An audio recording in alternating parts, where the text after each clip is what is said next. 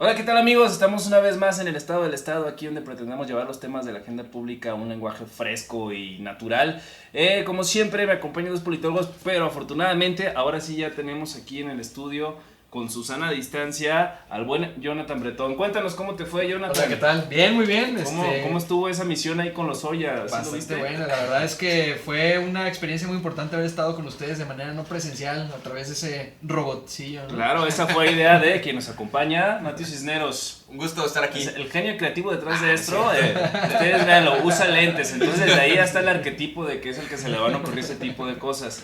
Bueno, pues el día de hoy estamos transmitiendo en el primer martes de agosto, 4, el día de hoy es 4, llevamos más de 130 días de pandemia y es el tema que quiero que hablemos hoy, o sea, cómo estamos ahorita después de tantos meses de este virus que pues parece que no se quiere ir, que está muy arraigado a la sociedad y que aparte pues tiene dos sentidos, ¿no? Tiene un sentido social, tiene un sentido subjetivo del actuar de las personas, pero por otro lado tiene el sentido objetivo de gobiernos que son los que se suponen que tienen que controlar esto. Entonces en el caso de México específicamente me gustaría que abriéramos el diálogo sobre cómo han percibido las acciones gubernamentales en la esfera que ustedes me digan.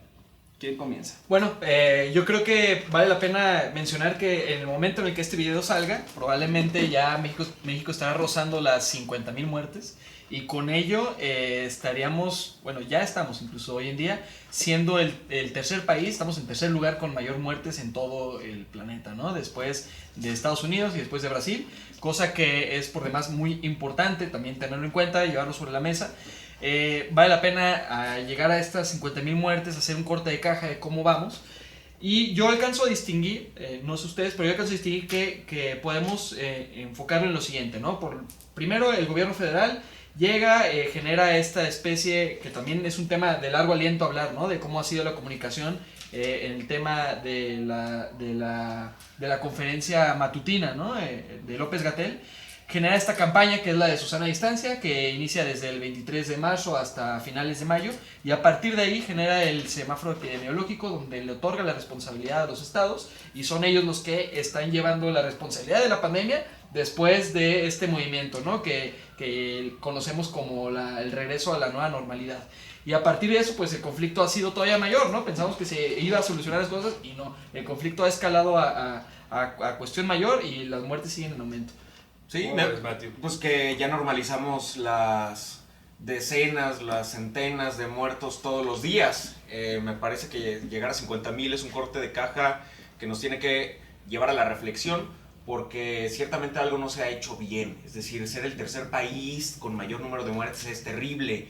Entre Reino Unido, Inglaterra, México, Brasil y Estados Unidos, sumadas las muertes de estos 4 países dan más de la mitad que el resto del mundo. Es terrible, ¿no? Y son datos, bueno, al menos actualizados de la última semana. No sé si haya habido cambios, pero es terrible ese dato. Y hay una coincidencia también, que sus mandatarios desestimaron el COVID-19, que sus mandatarios tampoco utilizaron el tema del cubrebocas como algo esencial, y que también ha habido conflictos entre diferentes órdenes y niveles de gobierno, entre esos mandatarios y los líderes de los estados, digamos, ¿no?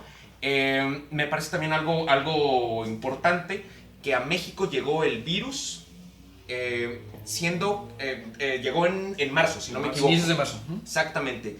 Y nosotros ya teníamos 2 meses que pudiéramos haber observado cómo fluyen en otros países las estrategias, las reacciones de los gobiernos. Vimos el caso de China, cómo la controló rápidamente a través de una metodología, digamos, a lo mejor que es intrusiva en las libertades y en los derechos individuales, pero que fue muy efectivo para dominar la pandemia. Vimos cómo en España y en Italia se desbordaron, colapsó el sistema de salud. Vimos cómo en Estados Unidos llegó el virus y cómo desestimaron el virus con Donald Trump, y después también se le colapsó su sistema de salud. Es decir, teníamos muchos elementos como para saber cómo poder reaccionar a tiempo, y me parece que las consecuencias están a la luz de la realidad, ¿no? Oye, digo, nada más haciendo paréntesis, bueno, entonces ya vemos que la cuestión política, la cuestión de tintes ideológicos de gobierno no tiene que ver cuando se trata del virus, porque se tacha al gobierno de Morena, de Andrés Manuel López Obrador, como de izquierda,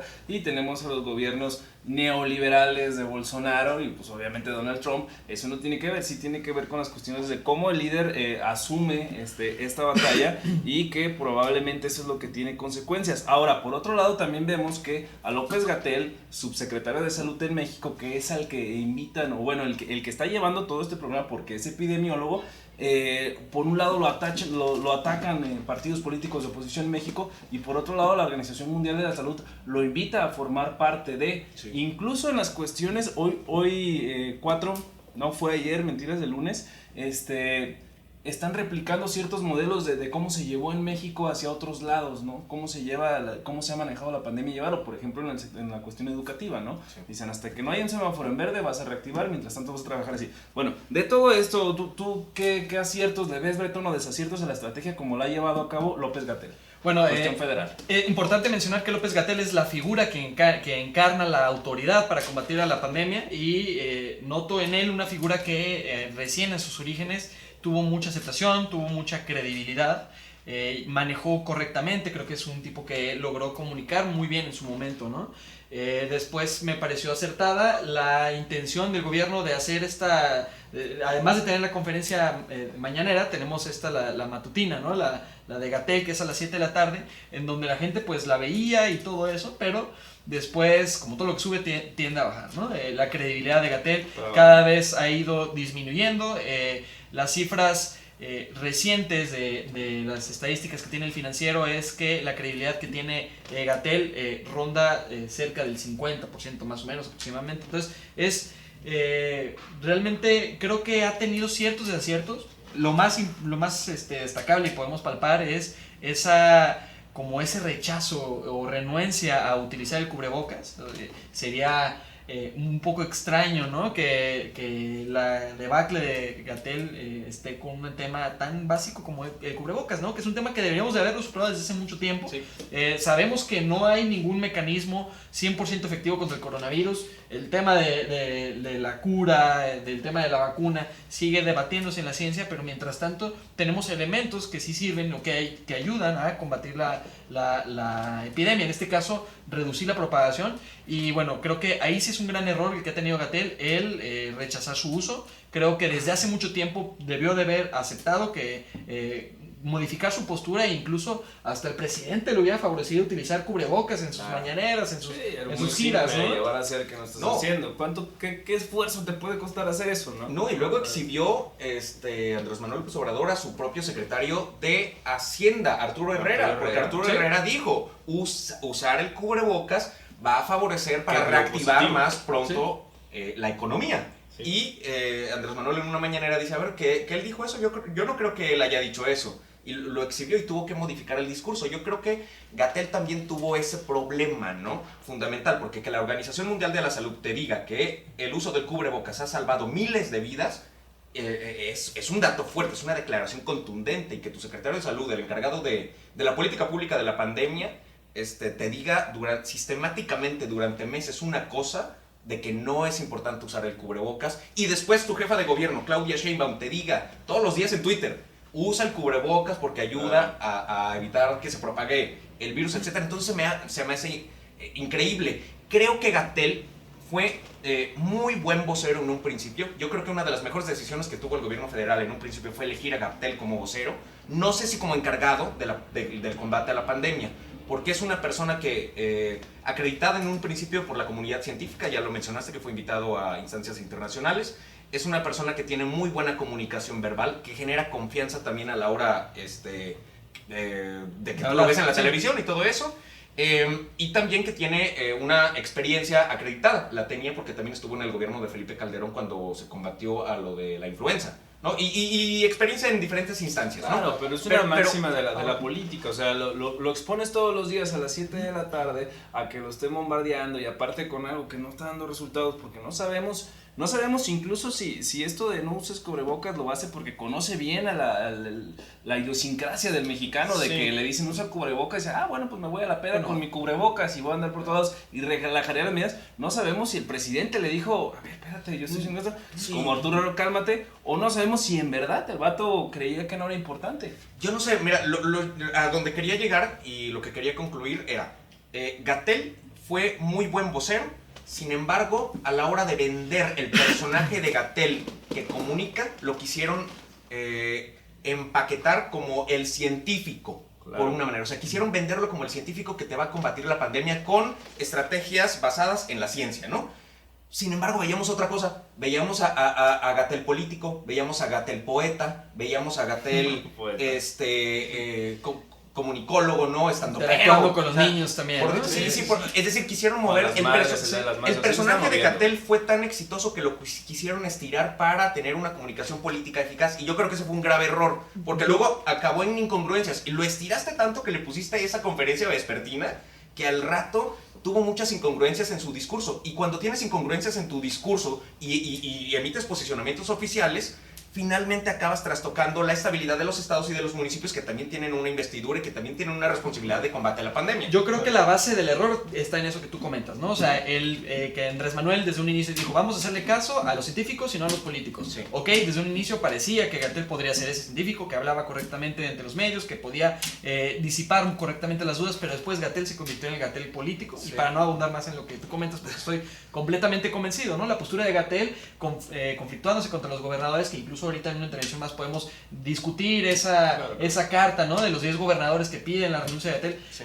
Gatell se convirtió en un personaje político completamente. Ahora, si hay que buscar un acierto, me parece que lo que sí ha hecho correctamente, por lo menos en los últimos días, es esa campaña que está teniendo para el etiquetado de los productos. Me parece que es muy interesante, sí, ¿no? Que es algo que además me parece que en temas de salud pública sí hay que destacar. No es una coincidencia que México es uno de los países con más muertos, claro, pero no es coincidencia, tiene que ver porque es uno de los países con mayor nivel de obesidad. Porque la población de riesgo obedece a esto. A lo que se refiere el estimado Jonathan Bretón tiene que ver con una campaña de los productos chatarra para que ya no te engañen y que venga el etiquetado de lo que estás consumiendo, que nos trajo muchos problemas de obesidad. Estamos en los primeros lugares de diabetes y obesidad a nivel mundial, entonces eso es población de riesgo para el COVID y vino a exhibirla, acertadamente lo dice. Que esa es una línea de acción, no es la estrategia en conjunto.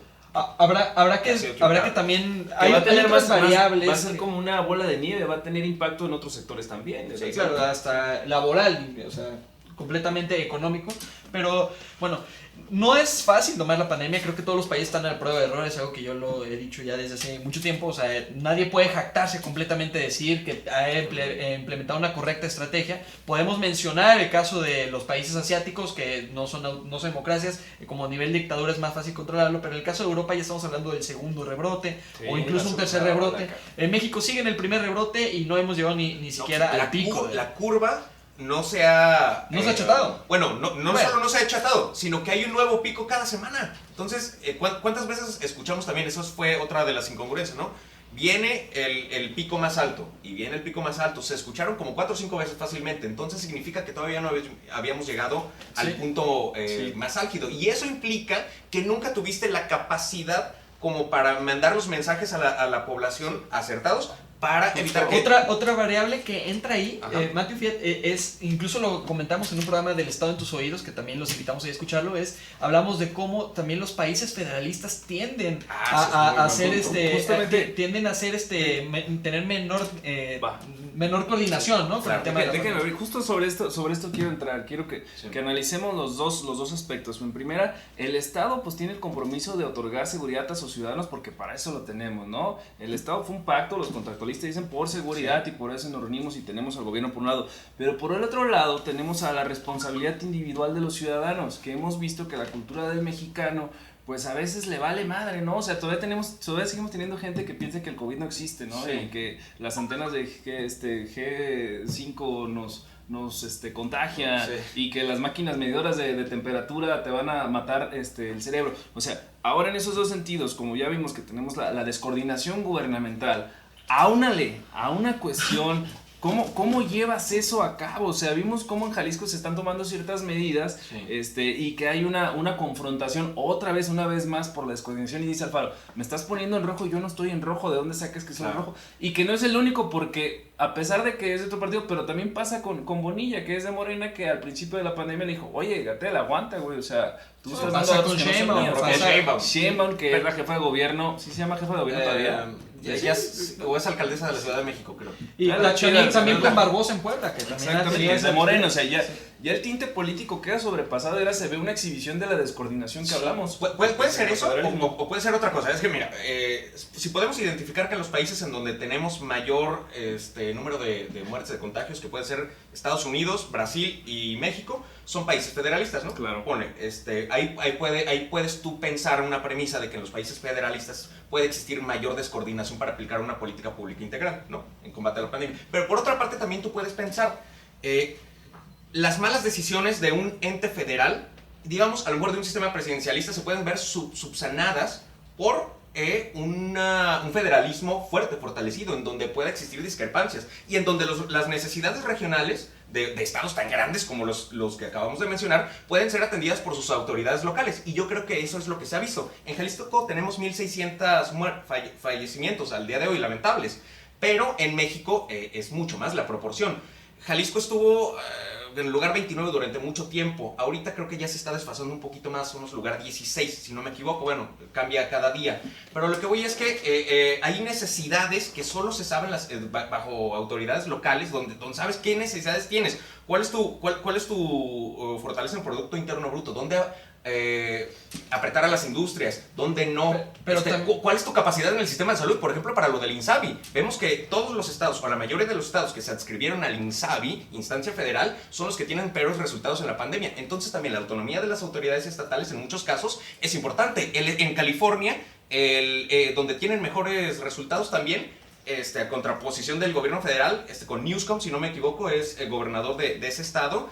También implica que tuvieron contraposiciones muy fuertes. También en un estado, no me acuerdo, creo que es el del Río de Janeiro, donde se contrapuso a la política pública de Bolsonaro, cuyo ministro de salud renunció. Es decir, los federalismos también pueden ser esta contraparte a un poder de una mala decisión federal, ¿no? Pero muy importante es, a partir de la estrategia del semáforo epidemiológico que rompe con el tema de Susana Instancia, ¿no? Que fue la primera estrategia que tuvo el gobierno federal, el gobierno federal lo que hace es otorga a los estados la responsabilidad, ¿no? Ya les dices, ustedes van a ser los encargados de llevar su propio programa, ¿no? Para combatir esta política pública, a pesar de que el gobierno federal mete cada 15 días, se ha actualizado, ¿no? El tema de cuántos estados están en este semáforo, ¿no? Por ejemplo, ahorita estamos mitad y mitad, 16 están de color rojo, otros 16 están en color naranja.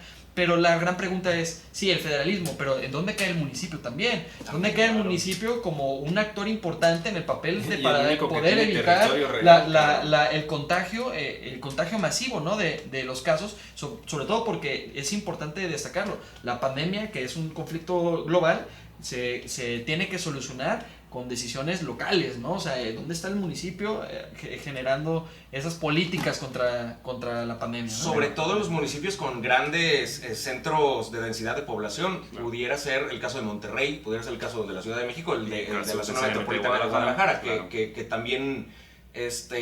además es importante mencionar que el municipio, como tú lo mencionas, es el más cercano a la gente y es el que tiene las capacidades ¿cómo le llaman? De sanción a establecimientos, que es en donde se ha generado mayor foco de infección, en las grandes conglomeraciones de... Claro, y que no lo puedes dejar de lado. Oigan, pues desgraciadamente se nos acaba el tiempo, estamos muy felices de que estés de vuelta, Jonathan Bretón, y que hayas llegado con bien. Desgraciadamente, pues estamos viendo que los ciudadanos mexicanos somos el asaltante de la combi, y por un lado tenemos el crimen organizado, por el otro lado viene este golpe a la economía y el COVID que no se quiere ir, entonces nos dan por todos lados, ¿no? Pero ¿qué conclusiones podemos tener, Jonathan Bretón? Bueno, creo que es importante también dejar claro que existe, que el tema de la pandemia en México se ha notado como una especie de cuerda donde se está estirando, ¿no? Y aflojando con el otro tema importante que es la economía, ¿no? ya existe una especie de prisa por varios actores, no solamente locales, no solamente nacionales, sino de todo tipo, de tratar de volver a regresar, ¿no? Si vamos a tener que aprender a coexistir con el coronavirus, si es un tema que no se va a solucionar pronto, si el proceso de las vacunas ha sido todavía, pues no ha llegado todavía, es importante a poder coexistir con eso. Con eso ya se están generando medidas para cómo llevar la educación a distancia, por ejemplo, el regreso de clases por un lado, cómo los gobiernos pueden ya ofrecer sus servicios y cómo vamos nosotros a salir a la calle y vivir el día con día coexistiendo con este virus, y eso va a ser muy importante, y para ello de entrada sí tiene que haber buena coordinación con los gobiernos, pero también tiene que haber medidas claras, no contradicción como el tema de lo del cubrebocas, sí, pero sí tratar de activar, porque al final de cuentas lo que es importante tener en cuenta es que mientras por un lado estamos procurando no tener muertes por coronavirus, por el otro, el tema económico pega demasiado fuerte, ¿no? O sea, hay personas que dicen, yo completamente no puedo parar, o sea, yo tengo que salir a la calle y tengo que seguir trabajando. Entonces, ese es el gran reto que tienen las autoridades en este momento, cómo jugar con esa cuerda para poder conciliar el tema económico y el tema de coronavirus. Bueno, mi conclusión iría en el sentido, y evocando a un autor que me gusta mucho, que es Manuel Castells, de las aldeas globales y de cómo la política ya se hace generalmente más bien desde lo local, ¿no? Me gusta mucho ese acento que le pone. También además me gusta mucho Prisciliano Sánchez, uno de los padres del federalismo, y creo que el actuar de esta manera, identificando las necesidades regionales, la importancia de los municipios, que creo que tienen que hacerse más responsables de su parte, me parece que es la mejor manera, atender cada particularidad de acuerdo a sus necesidades. No es lo mismo la zona metropolitana de Guadalajara que Huatulco en Oaxaca, ¿no? O no es lo mismo tampoco. En fin, cada situación requiere su situación. Y a mí me agrada el hecho de que, a pesar de que en varios países esté desfasado el tema del COVID, va a ser trágico. Yo creo que desde 1918 con la gripe española no tenemos una pandemia de estas características, con tantos muertos. Hubo 5 millones de muertos, si no me equivoco, en aquella pandemia. Aquí vamos en 674,000 aproximadamente, que es bastante. Yo creo que atendiendo la política pública de sanidad y de reapertura de la economía con las necesidades locales, es solo así vamos a salir adelante. Yo creo que Gatell es un tipo con muy buenas intenciones. Me ha parecido escasa la implementación de su estrategia, y a mí me agrada, por ejemplo, lo que ha hecho Claudia Sheinbaum, todos los días instando a que usen el cubrebocas. Lo de Bonilla, que incluso confrontó a Gatell hasta con lo de Salinas Pliego y todo eso. Aquí en Jalisco pues, ha hecho también su esfuerzo. Creo que traemos buenos números. En otros lados del país también ha habido su esfuerzo. Yo espero que después de esta pandemia, cuando haya la cura que se proyectaba que fuera para finales de este año, ojalá sea para entonces, puede postergarse más. Como sociedad, la verdad, y con México, que tenemos, como ya dijiste, inseguridad, lo de economía, lo de la salud, en fin, hasta vimos mundialmente lo de Beirut, ¿no? Una tragedia. O sea, este 2020 ha sido fatal.